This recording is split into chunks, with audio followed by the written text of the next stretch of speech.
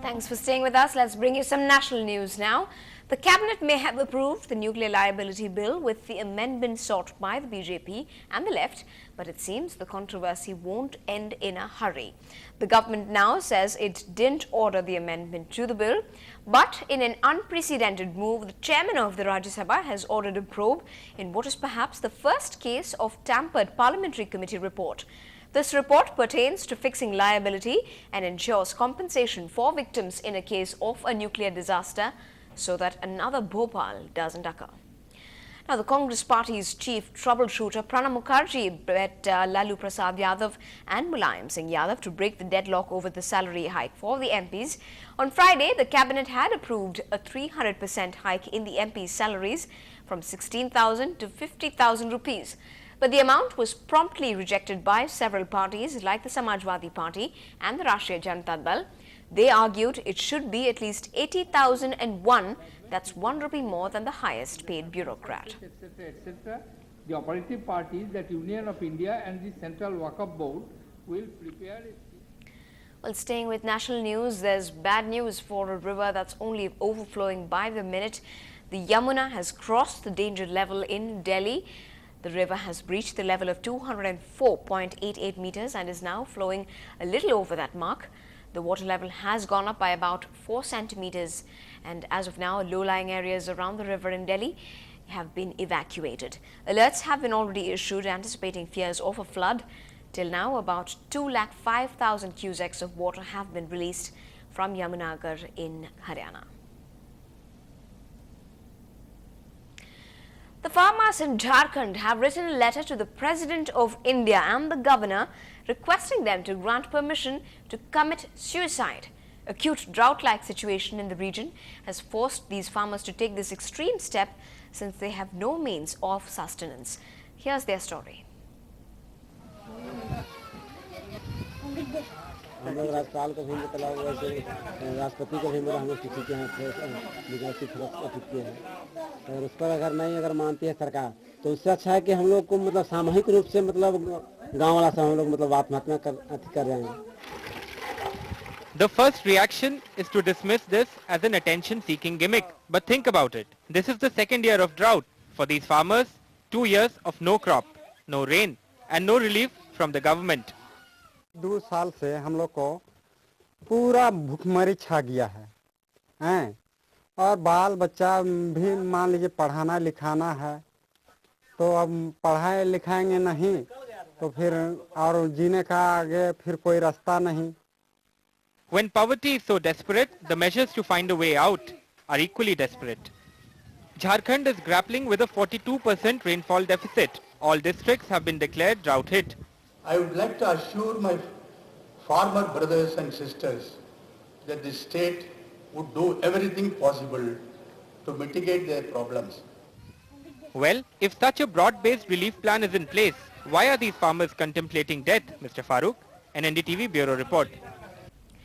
Union Minister Mamata Banerjee's remarks questioning the circumstances of Maoist leader Azad's death and her subsequent insistence that she stands by those remarks created quite a furore in the parliament. But now one of Buddhadev Bhattacharya's own ministers seems to be echoing Mamata's question in what can only be a huge embarrassment for the left front government in West Bengal. তাকে আলোচনার জন্য ডেকে নিয়ে গিয়ে হত্যা করা হয়েছে এইভাবেই আঙুলটা উঠেছে কাজেই আঙুল যদি উঠে থাকে আমরাও সেইভাবেই সন্দেহ করে আঙুল তোলার চেষ্টা করছি কিন্তু আমাদের আশ্বস্ত করা হচ্ছে যে না এটা তদন্ত হবে তদন্ত করে বিষয়টা বেরিয়ে আসবে জানি না তদন্তে কি বেরিয়ে আসবে না আসবে কিন্তু আঙুলটা আমরাও তুলছি যে আলোচনা না ডাকলে তিনি অতদূর গিয়ে পৌঁছতেন না এবং সেখানে পৌঁছে যখন এগোচ্ছেন তখন তিনি নিহত হয়ে গেলেন তাই যাই হোক এটাকে নিয়ে একটা তদন্ত হোক সে তদন্তের মধ্যে যাই হোক একটা সাবব্যাং বেরিয়ে আসুক কি বেরিয়ে আমরা দেখি মানুষটি তো মারা গেছে.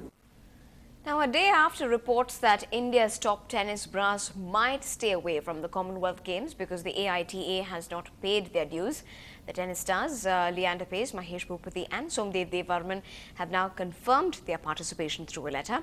They say that the Commonwealth Games has promised that payments will be made on time And they said through the letter that that was written to the AITA was internal and should have never been leaked out to the media. They confirmed that they remained committed to playing for India after assurances that their dues would be settled before the Games.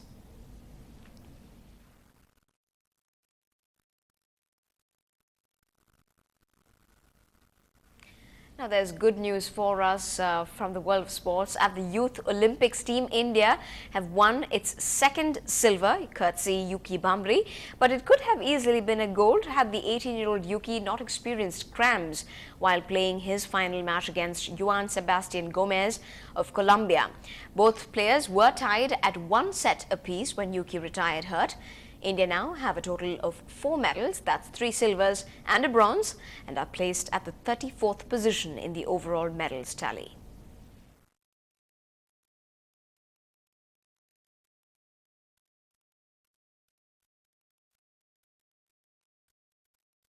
Ended up on the losing side today, a bit unfortunate to cramp. It was such a great match, but I would like to thank Gomez, and I would like to thank all of you, especially all the Indians, for cheering me on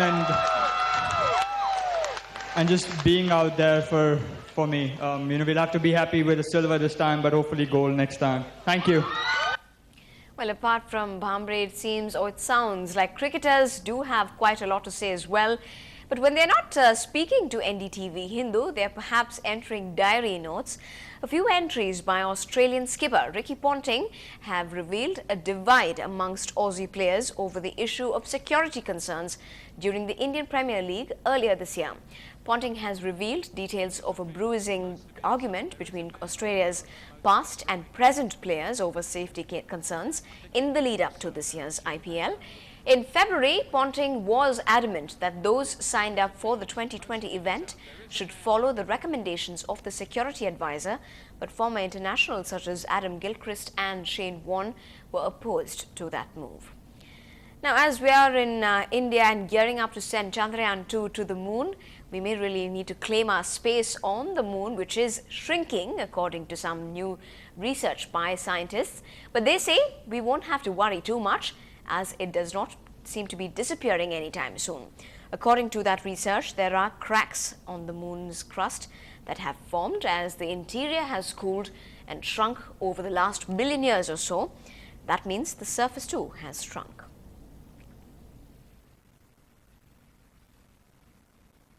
But in no way would we want to lose the moon. Now, the cradle of ancient Indian learning, Nalanda University is a distant pride for Bihar. But can the project Revive It lead to a revival in Bihar and the Indian learning? Neha Khanna answers that for you. This is where the world-famous Nalanda University, built in 4th century AD, stood till about 800 years ago, drawing students and scholars from across Asia. And now, with Parliament passing the Nalanda University Bill 2010, what was once considered the finest academic institution in the world is in the process of being recreated. The Bihar government has acquired about 500 acres of land for the project. The estimated cost of the university is over 1,000 crore rupees. The Planning Commission has allocated 50 crore rupees. The government hopes to raise the rest from governments and private donors in other Asian countries. Professor Amartya Sen heads the Nalanda Mentor Group, which will also act as its interim governing board. The Nalanda University project is one of Bihar Chief Minister Nitish Kumar's pet projects.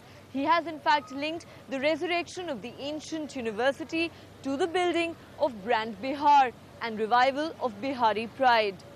सबसे पहले तो site का development होगा। 400-450 एकड़ के करीब जमीन का अधिग्रहण हो चुका है और जमीन का अधिग्रहण का काम चल रहा है। इस जमीन को विकसित करने का काम प्रारंभ होगा। Others associated with the project say it will be a symbol of Asian intellect. It's the pan-Asian characteristic of Nalanda, and which really makes this new initiative a symbol or an icon of the surge towards the quest for an Asian Renaissance. Construction is expected to begin in a year. With the revival of this university, perhaps Bihar and India will now find a prominent place on the global education map. With Alok Pandey in Patna, in New Delhi, Neha Khanna for NDTV. Well, and that will probably also change the entire face of India as a nation, restoring the history. That's a wrap on News Tonight. I'm Evelyn Matthew. I'll see you with the next news update in 30 minutes.